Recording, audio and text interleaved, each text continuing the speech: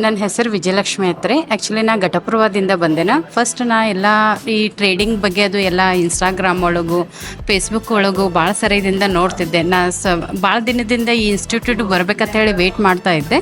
ನಾನು ಇದಕ್ಕೆ ಮುಂಚೆ ಟ್ರೇಡಿಂಗ್ ಬಗ್ಗೆ ಅಂತಂದ್ರೆ ಸ್ವಲ್ಪ ನಾಲೆಜ್ ಇತ್ತು, ಅದರಷ್ಟು ಡಿಟೇಲ್ ಆಗಿ ನಂಗೆ ನಾಲೆಜ್ ಇದ್ರಿಕ್ಕಿಲ್ಲ ರೀ.